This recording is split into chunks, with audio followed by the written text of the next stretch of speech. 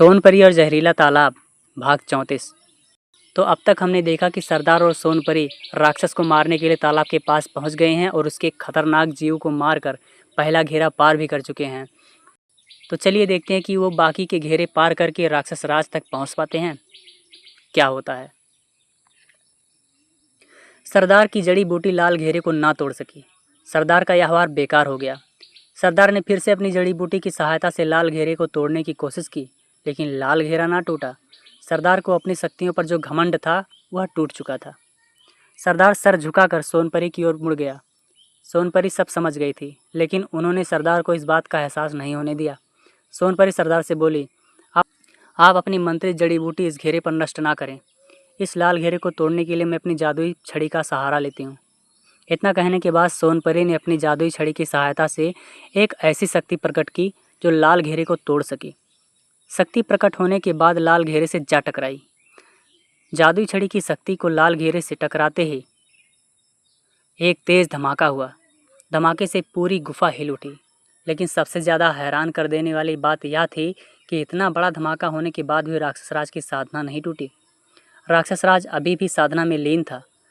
धमाके में लाल घेरा पूरी तरह से नष्ट नहीं हुआ, लेकिन इस धमाके के कारण लाल घेरे के ऊपर एक बड़ा सा गड्ढा हो गया था, जिस पर से सरदार और सोनपरी लाल घेरे के अंदर आराम से जा सके।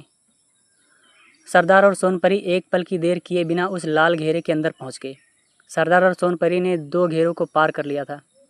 अब उनके सामने नीला घेरा और पीला घेरा बचा हुआ था।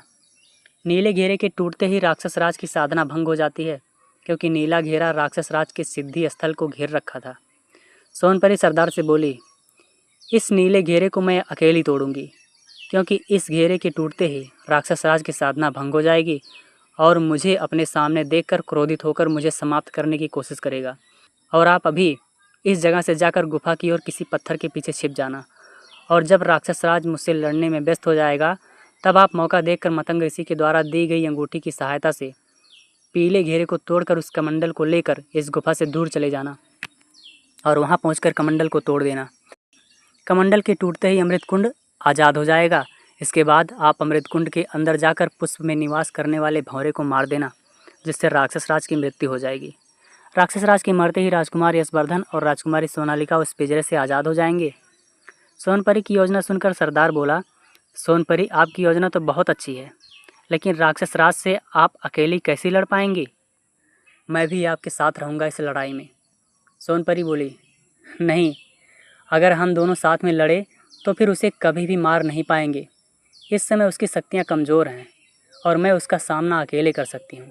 यदि आप मेरे साथ लड़ोगे तो उस कमंडल से अमृत कुंड कैसे आज़ाद होगा और आप उसके अंदर कैसे जाओगे? इसलिए आप किसी भी जगह जाकर छुप जाइए। हम लोगों के पास ज़्यादा समय नहीं है। सरदार के ना चाहते हुए भी सोनपरी की बात माननी पड़ी। सरदार पास में लगे हुए पत्थरों के पीछे जाकर छुप गया। सोनपरी देर ना करते हुए जादुई छड़ी से एक नीले रंग की रोशनी प्रकट की और नीले घेरे की ओर छोड़ दिया। रोशनी नीले घेरे से टकराते ही उसी नीले घेरे में समा गई। नीला घेरा नहीं टूटा। सोनपरी ने तुरंत दूसरी शक्ति से नीले घेरे पर वार किया।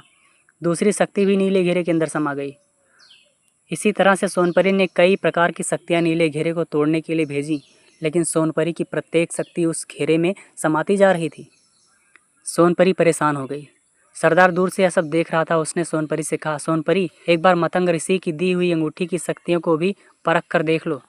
सरदार की बात सुनकर सोनपरी के चेहरे पर चमक आ गई। सोनपरी एक पल की देरी किए बिना तुरंत अंगूठी से बोली, अय पवित्र अंगूठी, इस नीले घेरे को तोड़ दो। सोनपरी के इतना कहते ही अंगूठी से एक लाल किरण निकली और नीले घेरे से जा टकराई। लाल किरण से टकराते ही नीला घेरा टूटकर गायब हो गया। राक्षस राज की साधना भंग हो गई। सिद्धि स्थल की वस्तुएं हवा में उड़कर इधर उधर बिखर गईं। यह सब देखकर राक्षस राज क्रोधित हो गया और गुस्से में बोला, इस जगह पर कौन महाशक्तिशाली आ गया है जिसने मेरे सुरक्षा घेरे को तोड़ दिया? राक्षस राज की दहाड़ सुनकर सोनपरी बोली, मैंने तेरे सुरक्षा घेरे को तोड़ा है। राक्षस राज ने जब सोनपरी की ओर देखा तो वह गुस्से से बोला, तुम चाहे जो भी हो, तुमने मेरी साधना भंग करके बहुत गलत किया है। यदि मेरी साधना भंग ना होती तो इस समय मैं दुनिया का सबसे शक्तिशाली राक्षस होता, लेकिन तुमने मेरी साधना भंग करके यह शक्ति भी छीन ली है। मैं तुम्हें किसी भी हाल में जीवित नहीं छोड़ूंगा। इतना कहने के बाद राक्षस राज ने अपने एक हाथ में बड़ा सा पत्थर प्रकट किया और सोनपरी की ओर फेंक दिया। सोनपरी ने अपनी जादुई छड़ी से अपने चारों तरफ एक सुरक्षा घेरा बना दिया। पत्थर सुरक्षा घेरे के ऊपर जा गिरा और टुकड़े टुकड़े होकर बिखर गया। राक्षस राज ने जब अपना यह वार बेकार होते देखा तो वह गुस्से से तिलमिला उठा। राक्षस राज सोनपरी पर फिर से हमला करता उससे पहले ही सोनपरी ने अपनी जादुई छड़ी की सहायता से लोहे के पिंजरे में कैद कर दिया।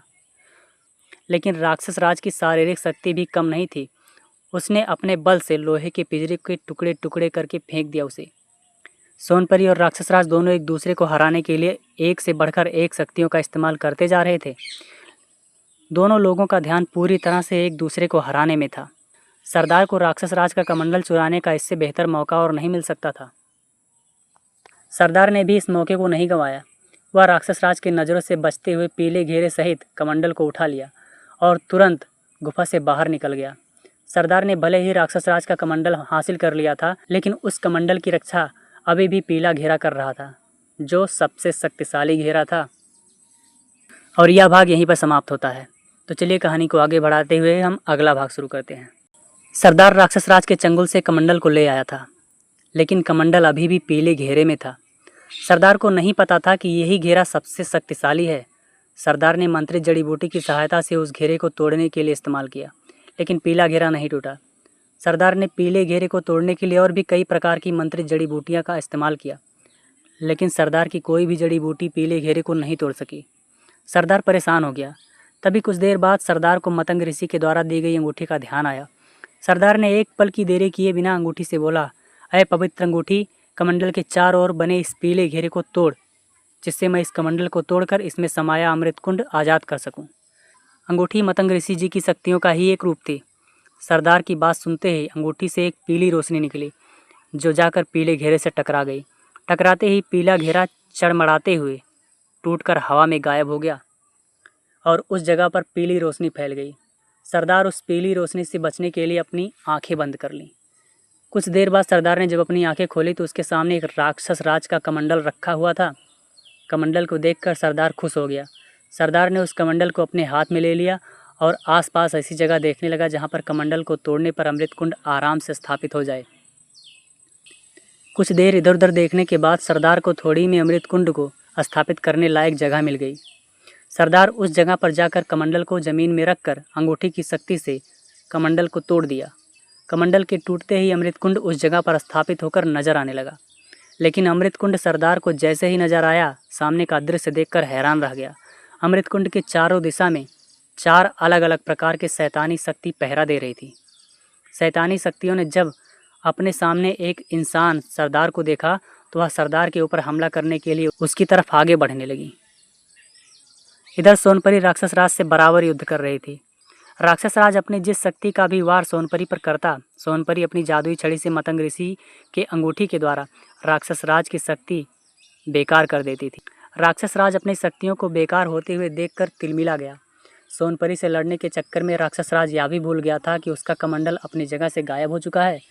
राक्षस राज अपने दिमाग में सोच रहा था कि वह जल्द से जल्द सोनपरी को समाप्त कर दे और ज़्यादा से ज़्यादा देर ना लगाते हुए वह सोनपरी से लड़ता रहा ताकि उसे जल्दी से समाप्त कर सके। राक्षस राज को सोचते हुए देखकर सोनपरी ताना मारते हुए बोली, क्या हुआ राक्षस राज, क्या तुम्हें अपनी मौत नजर आने लगी है? सोनपरी का ताना राक्षस राज के दिल में छुप गया। वह अपने मन में गुस्से से बोला, यह मामूली सी परी मुझे मौत की धमकी दे रही है। अगर इस समय मेरी शक्तियाँ कमज़ोर न होती तो इस परी को पल भर में समाप्त कर देता मैं। राक्षस राज अपने आप को संभालते हुए सोनपरी की धमकी देते हुए बोला, तुझ जैसी मामूली परी मेरे सामने कुछ भी नहीं है। अगर इस समय मेरी शक्तियाँ कमज़ोर ना होती तो ना जाने मैं तुझे कब का मार चुका होता। सोनपरी फिर से व्यंग मारते हुए बोली, इस समय तेरी शक्तियाँ कमज़ोर हैं, फिर भी तू मुझे मारने की धमकी दे रहा है। पहले मुझसे अपनी जान तो बचा ले। राक्षस राज सोनपरी से दहाड़ते हुए बोला, सोनपरी, इस समय मेरी शक्तियाँ कमज़ोर हैं तो इसका मतलब ये नहीं निकलता कि तू मुझे मार देगी। अभी भी मेरे पास एक ऐसी शक्ति है जो तुझे पल भर में नष्ट कर देगी। इतना कहने के बाद राक्षस राज क्रोधित अवस्था में अपने दोनों हाथ हवा में लहराए और सोनपरी की ओर लहराते हुए छोड़ दिया। राक्षस राज के हाथों से एक लहर, एक बवंडर पैदा हो गया जो तेजी से सोनपरी की ओर बढ़ने लगा। सोनपरी अपनी जादुई छड़ी की मदद से उस बवंडर को रोक पाती, उससे पहले ही सोनपरी उस बवंडर की चपेट में आ गई। उधर सरदार को मारने के लिए चारों शैतानी शक्तियाँ सरदार की ओर दौड़ पड़ीं। सरदार अपनी मंत्रित जड़ी बूटी की सहायता से नुकीली दार लकड़ी के शस्त्र हवा में प्रकट किए और चारों शैतानी शक्तियों की ओर छोड़ दिया। लकड़ी के शस्त्र चारों शैतानी शक्तियों के शरीर में बेध कर पार कर गए, लेकिन चारों शैतानी शक्तियों को कुछ भी नहीं हुआ। यह सब देखकर सरदार हैरान रह गया। चारों शैतानी शक्तियाँ अभी भी सरदार की ओर बढ़े चली जा रही थीं। सरदार ने एक पल की देरी किए बिना मतंग ऋषि की दी हुई अंगूठी की मदद से अपने चारों ओर एक ऐसा कांच जैसे मजबूत सुरक्षा घेरा बना दिया। चारों शैतानी शक्तियाँ सुरक्षा घेरे के ऊपर हमला करने लगीं। पहली शैतानी शक्ति चमगादड़ का रूप ले लिया और दूसरी शक्ति ने एक काले बिच्छू का रूप ले लिया। तीसरी शक्ति ने एक बड़ी जंगली मकड़ी का रूप ले लिया और अंतिम व चौथी शक्ति ने एक उल्लू का रूप ले लिया। चारों शैतानी शक्तियाँ एक साथ सुरक्षा घेरे के ऊपर बराबर हमला करके उसे तोड़ने का प्रयास करने लगीं। सरदार यह सब देखकर डर से भयभीत हो गया। उसे समझ में नहीं आ रहा था कि वह क्या करे। सरदार डर की वजह से यह भूल गया था कि उसके हाथ में मतंग ऋषि द्वारा दी गई जादुई अंगूठी थी और जिसकी सहायता से वह कुछ भी कर सकता है। सरदार अपने दिमाग में यह सब सोच रहा था, लेकिन चारों शैतानी शक्तियों का हमला इतना तेज था कि वह कांच के बने हुए सुरक्षा घेरे में दरार पड़ने लगी थी। तो यहाँ पर भाग 35 भी समाप्त होता है। तो क्या सोनपरी और सरदार मारे जाएंगे? क्या सोनपरी राक्षस राज के इस भयंकर बाउंडर में फंसकर अपनी जान दे देगी? और इधर क्या सरदार उन चारों शक्तियों से हार जाएगा? ये सब जानने के लिए आपको अगला भाग देखना होगा। तो मिलते हैं अगले भाग में। लेकिन हाँ, चैनल को सब्सक्राइब ज़रूर कर लेना मेरे प्यारे दोस्तों।